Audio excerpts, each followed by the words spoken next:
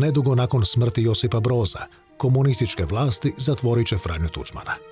Po odluci Bakarića i Mikulića, koliko sam bio upoznat, bio ponovno podvrgnut sudskom progonu. Naizgled bezazleni intervju postao je dijelom inkriminiranog filma. Pošto su ugušeni svi izdanci tog hrvatskog proljeća, mnogi mladi ljudi izgubili su vjeru i nadu u mogućnost slobodnijeg političkog i nacionalnog življenja u domovini, pa su ogorčeni i dešperatni otišli u inozemstvo i opredijelili se za ekstremnu emigrantsku aktivnost. To je samo dokaz više da se redarstvenim pogromima i političkim terorom ne mogu riješiti nikakvi, a najmanje nacionalni politički problemi, već se time mogu samo još više zaoštriti. Kod njega je bio u posjetu novinar švedske televizije koji je napravio jedan intervju koji će poslije postati dijelom onog legendarnog dokumentarca Hrvati, teroristi ili borci za slobodu. Obavještajna namještaljka ili naivnost autora. Tražili su i od Šible. I Gotovac je dao, Šibilj im je rekao pa nemojte to raditi, pa to sve provokacije. Više tih razgovora će postati dijelom druge optužnice gdje će Tuđmana optužiti da je neistinito prikazivao stanje u ondašnjoj socijalističkoj federativnoj republici Jugoslaviji, te da je time doveo njezin integritet u pitanje. Bio je to prvi politički proces nakon Titove smrti. I tako su započeli suđenje 80. Da bi me 80. znači prve osudili na 3 godine robije. Znači sad kad Tita nije bilo za manju optužbu na 3 godine robije i na 5 godina zabrane javne djelatnosti, što se računa poslije izlaska zatvora. Tako sam bio 80. čitave 82. opet u Lepoglavi, pa od 82. do 84. povremeno zbog bolesti otpušten, pa ponovno zvan, a nisu mi dali javno nastupati sve do još čak 89. su se pozivali i 90. da nisam smio i tako dalje. To su prilike o kojima smo živjeli. Komunističke vlasti u Beogradu smatrale su ga najopasnijim protivnikom režima. Njegov povijesni rad ukazivao je da Titova Jugoslavija, takva kakva je, ne može opstati. 80. godine objavljuje nacionalno pitanje u suvremenoj Europi, a osnovna teza je da što se svijet više globalizira i integrira, to se više nacionalno individualizira. Teza se pokazala vizionarskom. 10 godina poslije, u Europi je nastalo 15 novih država. Sve ono što je sanjao, za što se spremao desetljećima i vjerovao da će doći, sada je bilo na vidiku. On je od početka vidio Hrvatsku kao samostalnu državu, priključenu euroatlantskim integracijama, odvojeno od ovih balkanskih sveza, i to je živio. Uspostavljao je veze s iseljenom Hrvatskom, analizirao međunarodne okolnosti, promovirao ideju pomirbe. Bilo mi je jasno da treba poći od Starčevićeva državotvorstva, ali odstraniti jednostranost i steklištvo. Da treba poći od Radićeva seljačkog pa hrvatskog općenacionalnog pokreta, ali mu dati i ono što on nije imao, a to je da tu državu treba ostvariti i oružanom silom ako treba. I napokon treća sastavnica, bitna sastavnica hrvatskog nacionalnog života, to je hrvatska ljevica, hrvatski komunistički pokret. Pripremao je program za posttitovsko razdoblje. Ali posttitovsko razdoblje dočekao je u zatvoru u Lepoglavi. Ma gledajte, njegov je cilj životni bio da napravi neovisnu Hrvatsku, da slobodnu Hrvatsku. Pa on je zapravo, uopće nije obazirao se šta će biti s njegovom obitelji, na primjer. Tuđman 83. izlazi iz zatvora. Nakon 2 godine razbolio se i pustili su ga kući jedno vrijeme, ali onda su ga na ostatak kazne ponovno pozvali, Ali stvarno je bio bolestan. Mislim, mi smo ga posjećivali. On je tamo u toj kući bio zamotan u deku i bolestan je bio. Morali su ga na taj uvjetni otpust, tako da se riješi od toga. Tuđman je bio iznimno zadovoljan što je Katolička crkva u Hrvatskoj preuzela jedno mjesto glavne opozicije ondašnjem sustavu nakon sloma Hrvatskog proljeća. 1984. pola milijuna ljudi u Mariji Bistrici se okuplja na hodočašću 1300 godina od pokrštenja Hrvata. Ona je napravila sa tim događajima uvod u promjene. I tu je bilo jasno da su promjene tu. Možda bismo očekivali da Franjo Tuđman bude u prvim redovima i da se on poveže sa Franjom Kuharićem. To se međutim nije dogodilo. Dogodilo se to da je na tom planu puno više napravio Marko Veselica, koji po mnogo čemu nije bio dorastao Franji Tuđmanu. U jednom izvještaju Hrvatske službe državne sigurnosti koja je sve to pratila, oni su detektirali da je u travnju 1987. došlo do jednog jačeg sklapanja savezništva između Kuharića kao vodećeg čovjeka Katoličke crkve u Hrvatskoj i tih političkih disidenata na čelu s Markom Veselicom. Naime, nad najgorljivijim zagovornicima rušenja komunizma još 1977. je zavedena posebna obrada. Domovi su im ozvučeni. Veselićin pod kodnim imenom Kapela i Trešnjevka. Tuđmanov Soča.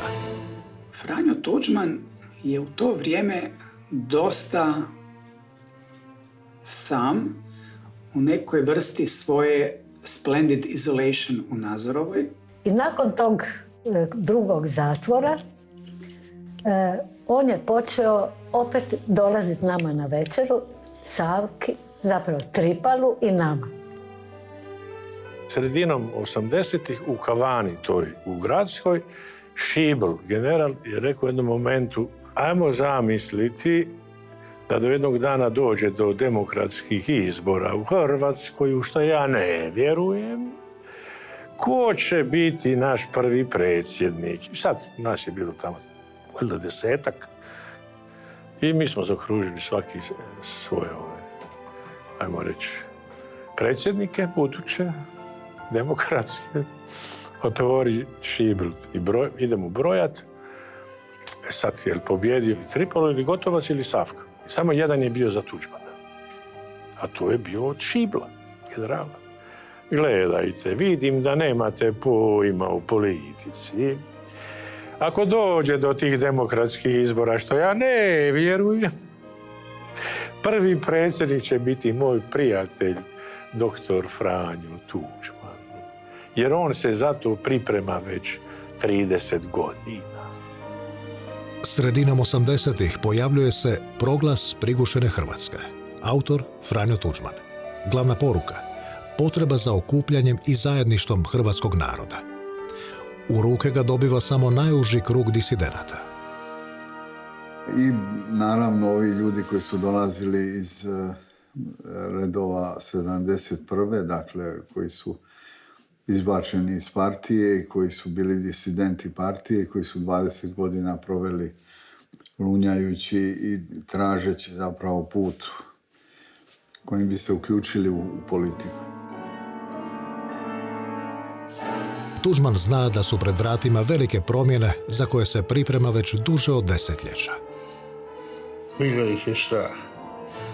Jedni su već prošli Golgotu, a drugi su znali kakve bi sinekure izgubili pristupajući.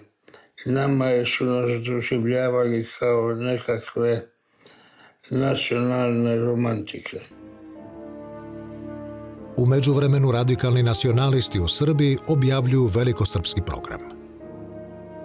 U to vrijeme je došla ta famozni memorandum 86. Srpske akademije znanosti, u čemu je surađivala i vojska i kasnije Milošević i Miloševićeva vlada i svakako Srpska pravoslavna crkva.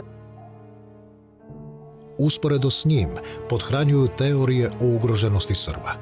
Cilj – opteretiti hrvatski narod kolektivnom krivnjom za zločine iz Drugog svjetskog rata. To je bilo vrijeme hrvatske šutnje i veliko-četničko-srpske prijetnje. Histerija se potiče istim onim lažima protiv kojih se Franjo Tuđman borio desetljećima prije, zbog čega je početkom 70-ih prvi put završio u zatvoru. Ideji koja je počela dolaziti iz Srbije puno prije nego što se Jugoslavija raspala, a to je jedan građan, jedan glas. To je jedna filozofija koja je prodrla iz Srbije, a jedan građan, jedan glas je jedan majorizacijski jedan program. To znači kako nas je najviše, bez ispaljenog pištolja, osvajam vlast i postajem hegemon. Srpski partijski vrh stavlja se na čelo radikalnih nacionalista. Predvodit će ih nacional-komunistički lider Slobodan Milošević. Iz Beograda najavljuje veliko historijsko poravnavanje računa.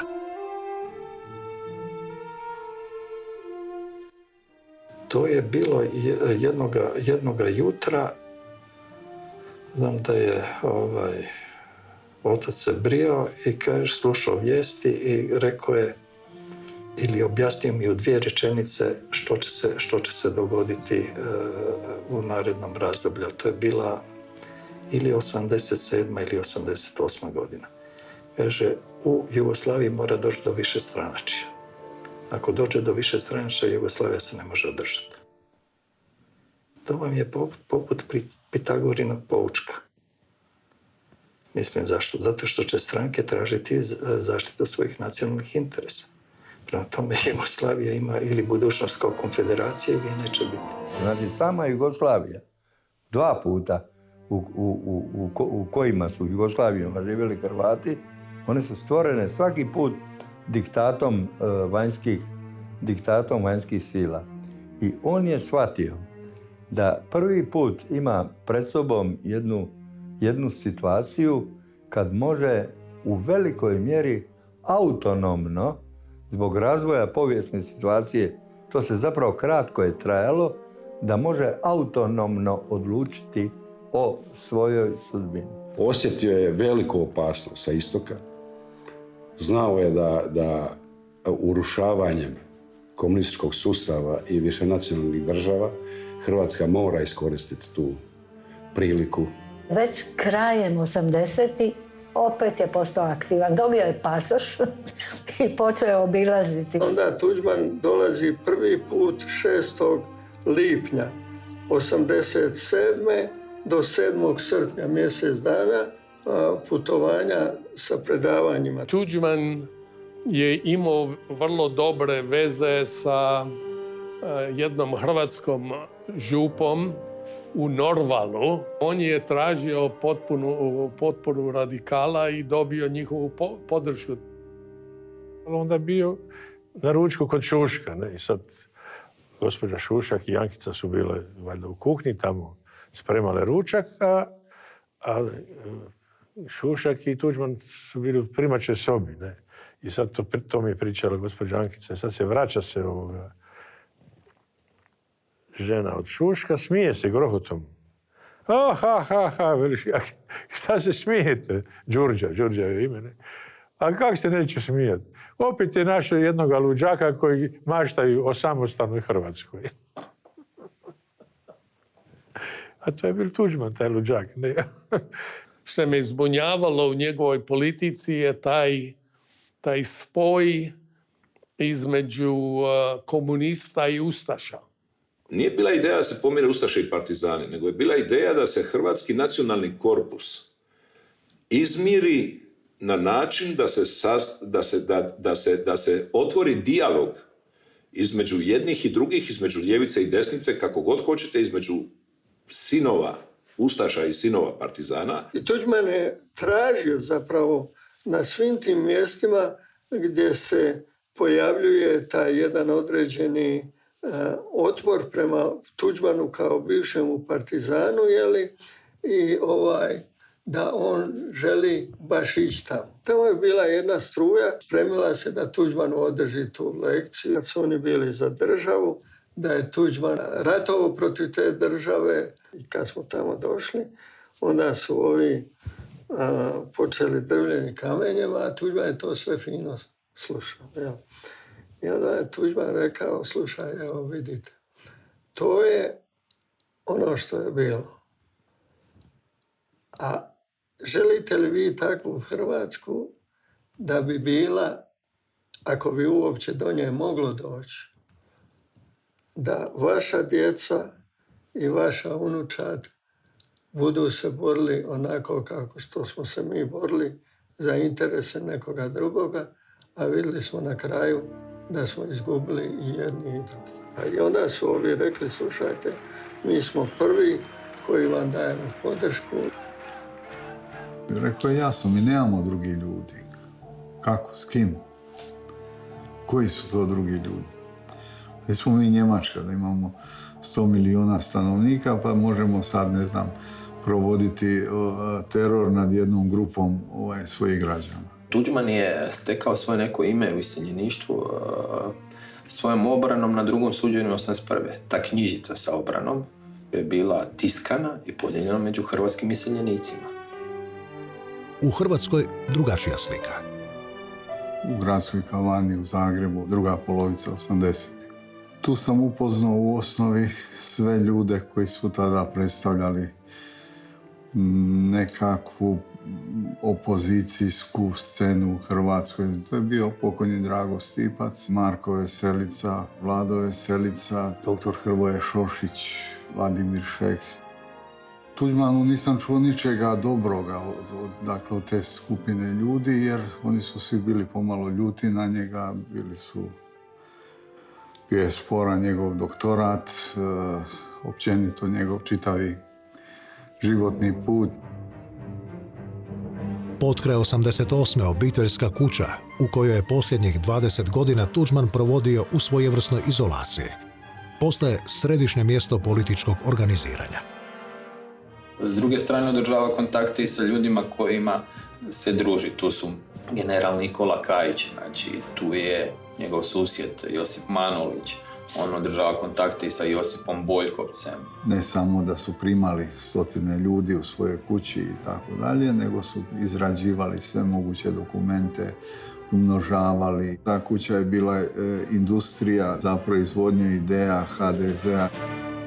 Redovni sudionici sastanaka su ugledni lingvist i akademik Dalibor Brozović, pravnik i borac za ljudska prava Vladimir Šeks, bivši partijski funkcioneri Josip Manulić i Josip Boljkovac, književnici Petar Šegedin i Neven Jurica, ekonomist Ivan Bobetko, inženjer šumarstva Drago Stipac i publicist Slavko Golštajn. Bez obzira što su kasnije Golštajn i Gotovac tvrdili da su oni prvi, ajmo reći, verificirani kao stranka, činjenica je da je Tuđman povukao to još, taj prvi potez 88. godine i u jesen. Znači, on održava kontakte sa više različitih grupa koji su u nekakvoj vrsti opozicije prema ondašnjem režimu. Iako su 79. kako tvrdi služba, osnivali vladu u sjeni, Tuđmana i Veselicu ponovno je na Veseličin zahtjev povezao Drago Stipac, te krajem 88. godine. Bio sam kod predsjednika kod kuće, kad je on govorio da je pozvan na nekakav sastanak i tako dalje, dosta rezervirano. Najgorljiviji zagovornici demokratizacije i jačanja nacionalnog identiteta i dalje su pod nadzorom službi.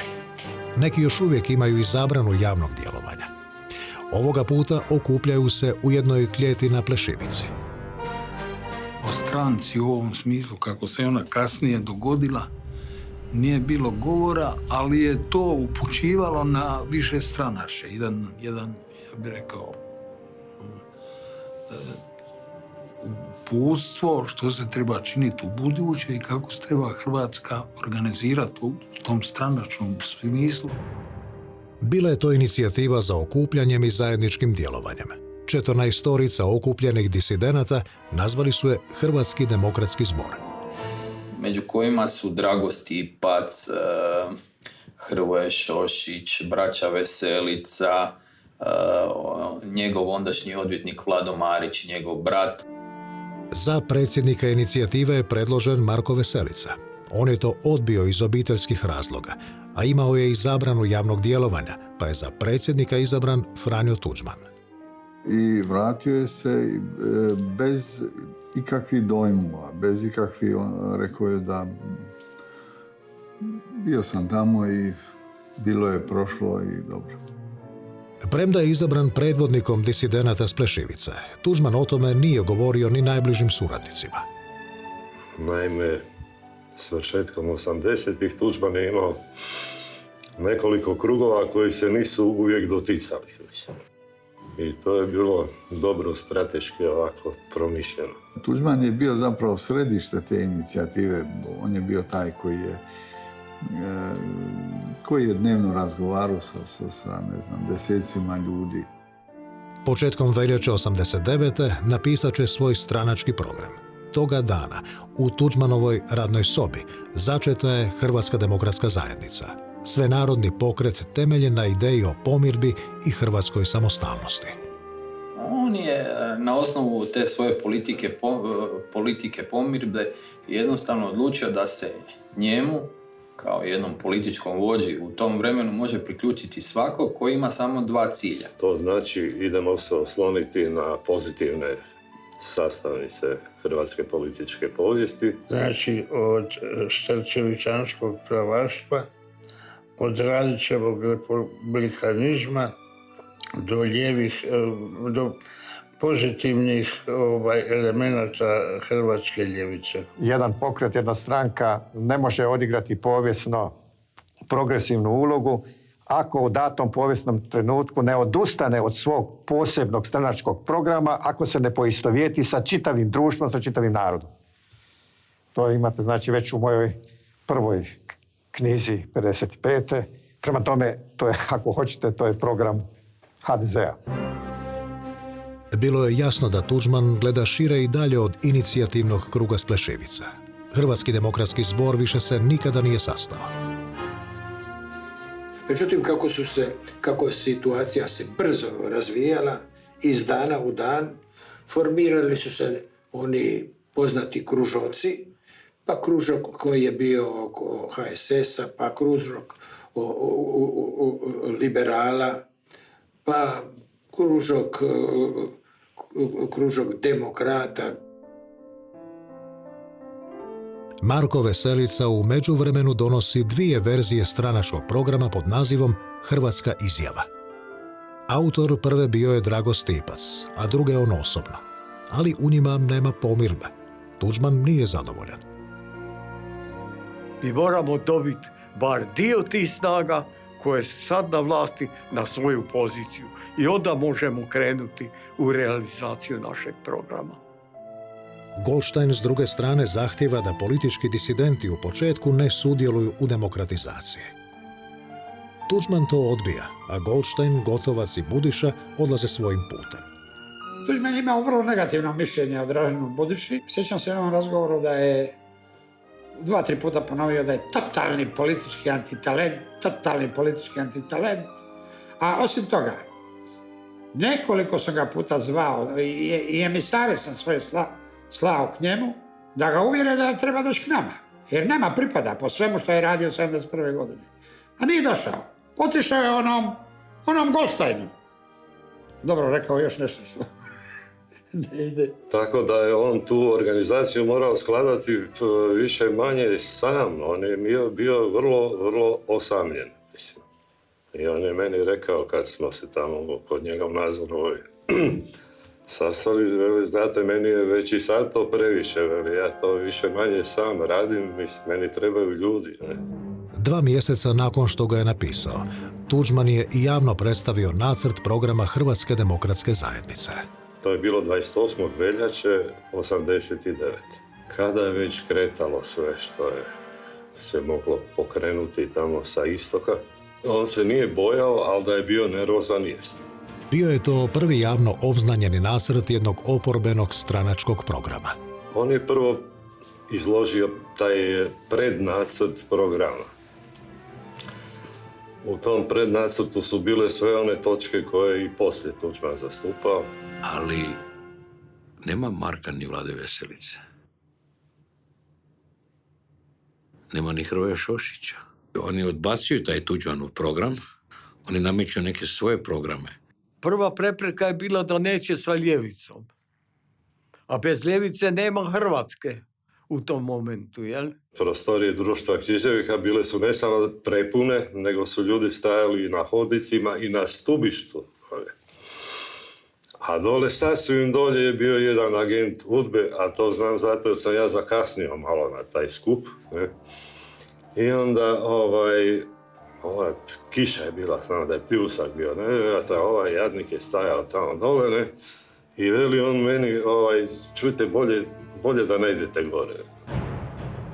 Slobodana Miloševića, za kojeg je istoga dana u Kninu održan skup potpore, Hitler je u svom govoru usporedio s Hitlerom. Onda je nastala grmljavina, skoro se srušila zgrada, mislim, to je bilo ono što je valjda trebalo reći, jer je bio stvarno zadnji čas. Pitao sam Jožu Manolića, što vi mislite o svemu ovome, kud ovo sve ide? Kaže meni, ja sam rušio više država. I kaže, ne boj se ti, mi ćemo i ovu srušiti. Ali kako ćemo dalje, to ne znam. Vodstvo SK Zagreba zahtjeva progon sudionika tribina. Prvo su nas htjeli sve pohapsiti, to je ono što se mora znati. To je bilo jedno tjedan dana, lila, hoćemo, nećemo. On je imao jasno stalno nekakvu policijsku pratnju, svi su ga, ne samo onda, nego i prije, držali na oku. Dalibor Brozović uspostavlja prvi službeni kontakt s vlašću. Iz Srbije i Vojvodine su najavljivali da će doći u Sloveniju, ali s tim da vjerojatno da im jedna od postaja bude i Zagreb. U svom maršu na institucije, Milošević je prije toga srušio rukovodstva Vojvodine, Kosova i Crne Gore. Istodobno partija u Hrvatskoj organizira teorijske rasprave o demokratizaciji. Cilj – eliminirati Tuđmana i odgoditi osnivanje HDZ-a za jesen. Svi su oni bili ljudi koji su imali sve uvjete za nekakve najviše pozicije, međutim nisu imali ni program, niti su vjerovali u uspjeh bilo čega što su činili. Ništa u tom programu nije bilo što poslije nije izvedeno. I to je ono što treba reći o Tuđmanu. Da su svi pristali na to, mislim, ne bi bilo rata, ne bi bilo svih tih užasa. Dakle, na jednu konfederaciju, na jednu labavu konfederaciju, mislim, gdje se zna da je svatko svoje na svome.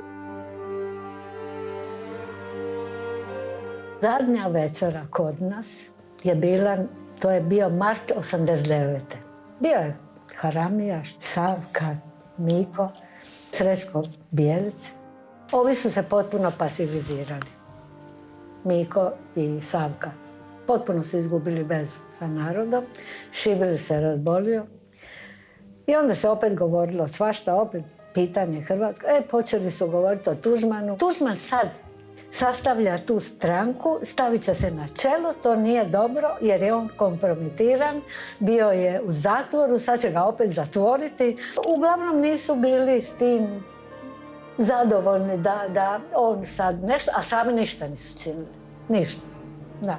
I onda im je Šibir rekao, pa dajte, pustite, vi možete govoriti što god hoćete, ali to je, Tuđman je jedini među nama koji će nešto za Hrvatsku napraviti. To su bile zadnje riječi o Tuđmanu. Šiblove, i to je bila subota. Ja sam ga u ponedjeljak odvela na Rebro u noći jer mu je pozlilo i poslije 10 dana je umro u bolnici. To je bilo zadnje što je rekao Tuđmanu, da je jedini koji će napraviti nešto za Hrvatsku. Savka sebe je smatrala kraljicom Hrvata i onda je to sigurno bilo i pitanje ko će biti prvi, ne? Ili ne mogu oboje biti prvi. Tuđman je bio jedan dakle, čovjek koji je detaljno znao što hoće. Dakle, on je znao detaljno što hoće. On je pisao dakle, prijedloge, on je pisao pisma, on je pisao nacrte programskih deklaracija. Pred Tuđmanom je posljednji i najvažniji korak. Osnivanje pokreta i formalno ustoličenje za predsjednika. Tuđman je bio siguran u sebe u tom smislu da je on taj koji mora voditi pokret. Dakle, to je bio pokret, ne govorimo o stranci još, ne? Prvi korak je inicijativni krug. Onaj tko vodi inicijativni krug ima najviše izgleda postati predsjednik. I Stipac je tada tu imenovan za tajnika organizacijskog skupa. Međutim, on je sabotirao. Njihovi argumenti su bili kako ne dozvoliti Tuđmanu da iziđe na čelo. A Tuđman je bio prejak za njih. Vladimir Veselica prigovara bratu Marku što zatvorski staž ne koristi za preuzimanje inicijativnog kruga. Zagovara novi kriterij pri odabiru tko će biti predsjednik. Treba biti onaj koji je više bio u tamnici. A naša je teza bila da mora voditi onaj ko može kola izvući iz blata. Marko Veselica, kažem, još nije imao pravo javnog nastupa. Ali vidio sam da se guraju tamo ostali koji bi trebali biti lideri. I smetao im je kao jedan dominantni intelektualac, jedan vrijedan čovjek, jer te sve stvari treba napisati, treba napraviti, treba izraditi. On je njima jednostavno smetao. Hrvoje Šošić kasnije svjedoči da je upravo Vlado Veselica imao ambiciju preuzeti vodstvo inicijativnog kruga. I onda se počela vrtiti priča o njemu kao komunističkom generalu, kao Titovom generalu, amot, vezama, lijevo, desno i već kako idu te propagandističke priče. I upravo tadašnje vlasti su nas htjele zakočiti preko Veselica. Sve je kulminiralo na sastanku inicijativnog kruga. To je bio 11. lipnja, znači tjedan dana prije osnivačke skupštine. Taj sastanak u Panorami je zapravo ključni sastanak kojega se svi stide, ali nikoga ne spominje. Tuđman je imao ulogu predsjedavajućeg. On je rekao, gospodo, svaki dan nam je zlata vrijedan. Što prije osnujemo stranku, da damo narodu u ovoj šizofrenoj situaciji koja je tada vladala, u toj šutnji hrvatske politike, tada na čelu sa Račanom, da ljudima damo nadu da ima spasa, da ima netko ko vodi računa o hrvatskom narodu i hrvatskoj državi. I to treba napraviti što prije, što hitnije. Ja sam predložio Tuđmanu da to bude 6. mjesec iz 2 jednostavna razloga. To je prelomno vrijeme kada ta administracija razmišlja o godišnjim odmorima. To je vrijeme kada je gotova škola. Ako tada krenemo, mi ćemo dobiti 2 mjeseca. Gospodin Šošić je izišao predložio je, koliko se sjećam, jedan program koji se naziv stranke je Hrvatsko-muslimanska koalicija. Tuđman je poludio, rekao je, pa gospodo, mi imamo tjedan dana do osnivanja, a vi izlazite tu sa nebuloznim idejama, sa sasvim novim idejama koje nismo raspravljali. Istodobno, u Srbiji na Gazimestanu Milošević priprema najveće okupljanje Srba u povijesti. Oni su predlagali da vidimo šta će biti na Gazimestanu, šta ćemo... Pa ja kako ćemo se mi ravnati prema Gazimestanu, onda nas ne treba. Raspoloženje političko u tom inicijativnom krugu HDZ-a je bilo antituđmanovsko.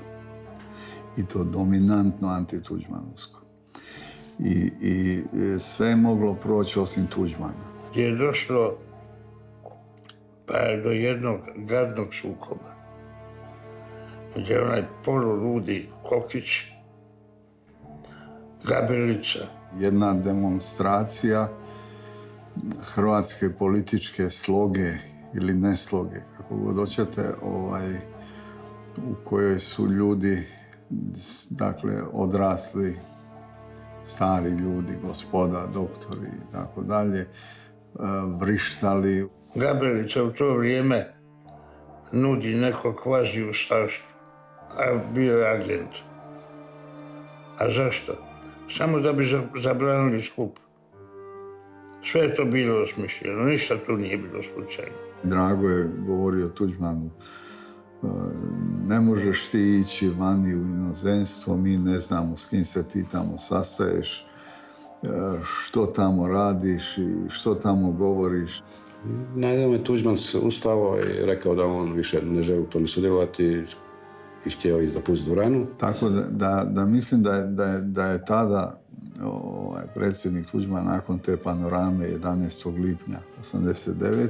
da je on zapravo shvatio da neće biti izabran za predsjednika i da će ga ti ljudi poniziti i da će to sve skupa biti jedna blamaža i jedna sramota i to pred međunarodnom javnošću, jer od HDZ-a se puno očekivalo. Sjećam se da ga je gospodin Grubišić, koji je sjedio također za tim radnim stolom, uhvatio za ruku i rekao, predsjedniče, pa nemojte sad zadnji tren kad smo skoro završili posao da napuštate. I on se vratio. Ne znam šta bi se dogodilo da je tada napustio dvoran. Mislim da je ideja o razlazu sa tim ljudima dozrela tog 11. lipnja. Jer tada je bilo jasno, ne možemo zajedno, ako ne možemo zajedno, idemo mi koji možemo zajedno, koliko toliko, a vi ostali idite svojim putem i gotovo. On je sve bilježio, svačiju ideju, svačiju misao, prijedlog i uvijek je nastojao da se raspravi o bilo kojoj temi koja se stavi na dnevni red, da se o tome u detalje raspravi i da se konačno donese zaključak o toj istoj temi i onda dalje nema o tome rasprave. Prema tome bio je, i zato mi koji smo bili u inicijativnom odboru nije se bilo teško odlučiti ko treba biti vođa hrvatskog naroda u tom razdoblju. Sve to događa se samo tjedan dana prije već dogovorene osnivačke skupštine, za koju se čeka samo dozvola policije, odnosno partije. Ja sam izabran za tajnika inicijativnog kruga za pripremu osnivačke skupštine. I onda sam ponovo krenuo po tim materijalima zvat sve te sudionike koje je Stipa samo popisao.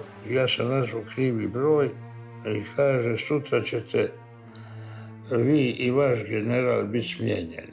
To je neko rekao s druge strane telefona, ja nisam mogao povezati, ali sam vidio da je već organizirana mreža. Nigdje nisam mogao dobiti prostor, jer su nas na taj način pokušali spriječiti. Od Velesajma, od Lisinskoga, od Kina, kinematografa, nema gdje nisam.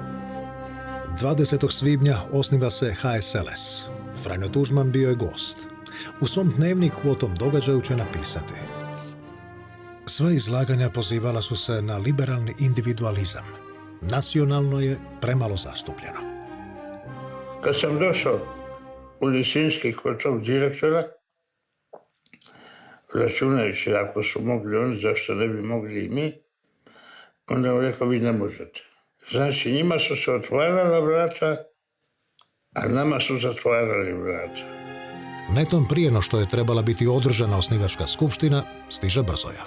Brzojav u kojem je pisalo da se zabranjuje održavanje osnivačke skupštine u hotelu Panorama radi određenih zakonskih razloga i potpis je načelnika Zagrebačke policije. Kad je stigla zabrana, ja sam se morao javiti i došao sam kod Mate Lisičaka.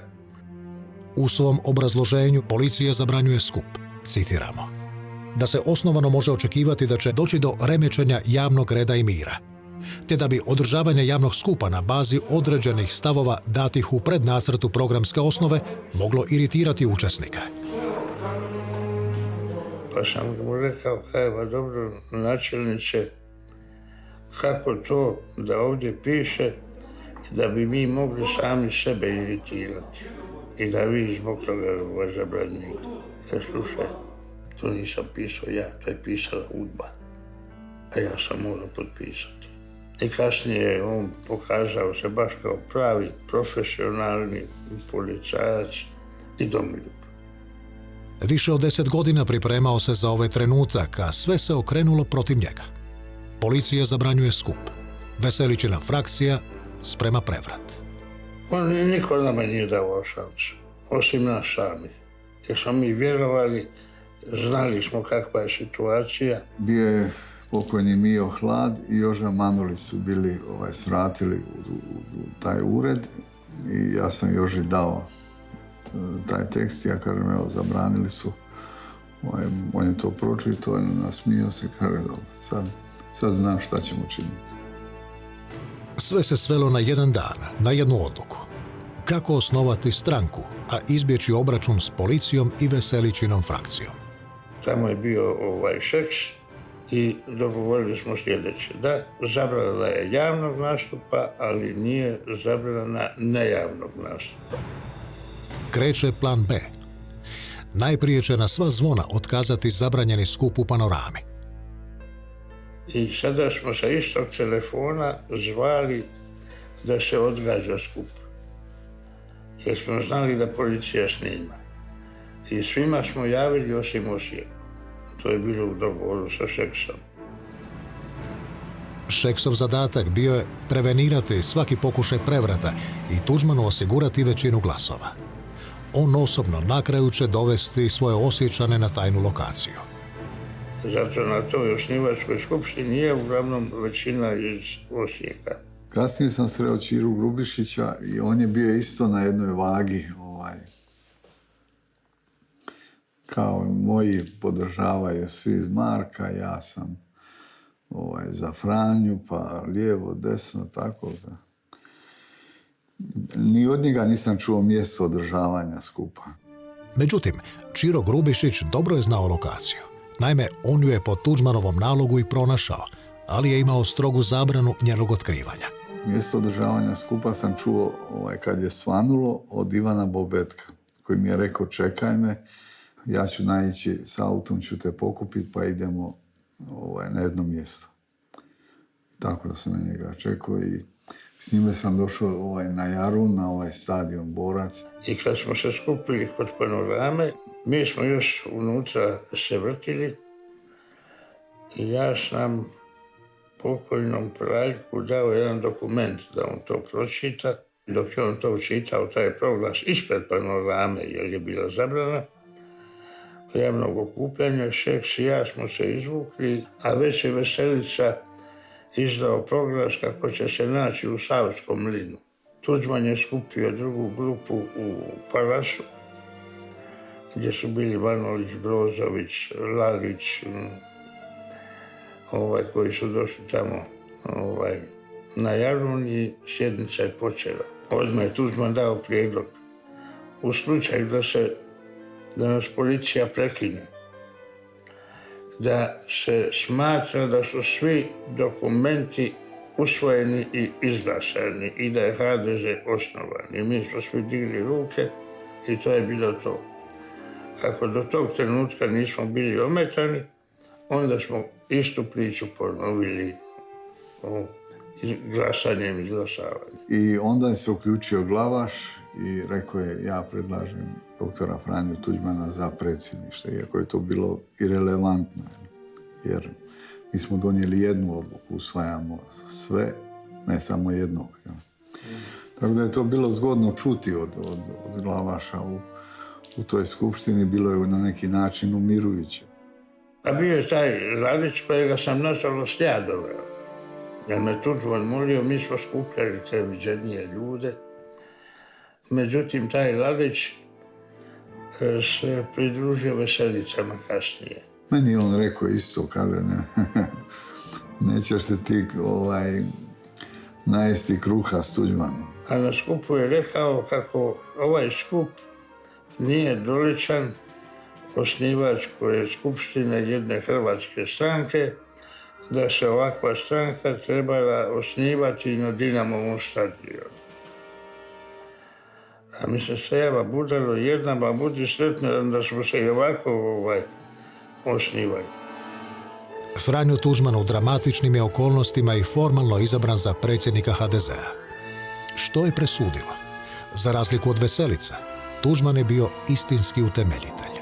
Tuđman je bio taj koji je izradio, dakle, sve papire, svu dokumentaciju i ovu koja je išla, dakle, u državne urede. Dakle, sve je bilo pripremljeno, i programska deklaracija i prijedlog tijela koja će biti, dakle, predsjednika, potpredsjednika, izvršnog odbora, središnjeg odbora, glavnog odbora i tako. Sve je to bilo predloženo, imena su bila tu. Poražena Veseličina frakcija nije dorasla tom zadatku. Svela se na osobne ambicije i frakcijske borbe.